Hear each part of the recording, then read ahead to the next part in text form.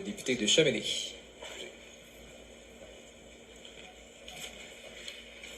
Être le quatrième, faut éviter les répétitions. Je pense que le Centre québécois de droit à l'environnement a résumé les 3 journées de consultation qu'on vient d'avoir dans une simple phrase.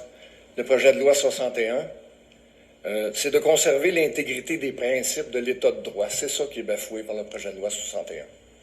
Et je pense que c'est ça que les citoyens... Il y a au-dessus de 100 000 citoyens là, qui ont signé une pétition qui va être remise au ministre des Finances dans les prochaines minutes, si ce n'est pas dans les prochaines heures, au cours des 2 dernières journées.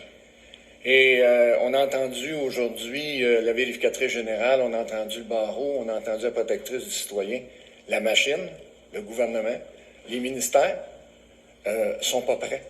Elles sont en arrière. Le gouvernement, politiquement, c'est une ligne de départ, veut tout bousculer, comme c'est à son habitude des 2 dernières années. Mais la machine n'est pas prête. La vérificatrice a déposé un rapport mercredi dernier.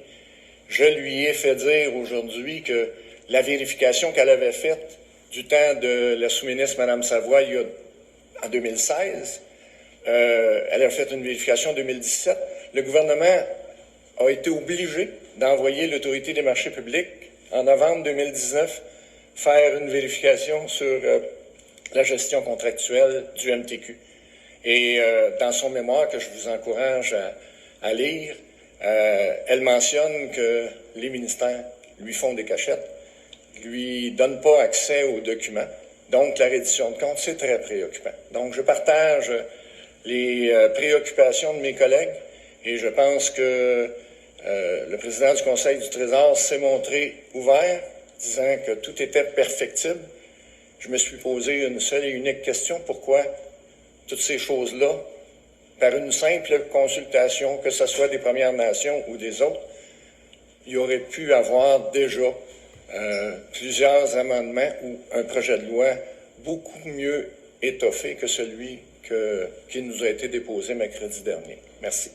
On va passer aux questions. Simplement mentionner à qui s'adresse votre question. Moi, j'avais une question pour M. Ouellette. Si vous ne quittez pas le micro. Vous êtes député indépendant. Avez-vous l'intention de bloquer le projet de loi 61? Je vous dirais que je suis un des 125 députés de l'Assemblée nationale. Je représente les citoyens de la circonscription de Chemédé. Je partage les préoccupations de mes collègues. D'ailleurs, on est tous les 4 ici et je pense que c'est une demande commune qui a été faite au président du Conseil du Trésor. Comme la vice-première ministre me l'a déjà dit lors du projet de loi 1, on est tributaire des décisions qu'on prend et on vit avec les décisions qu'on prend et je me gouvernerai en conséquence en fonction de la suite des événements.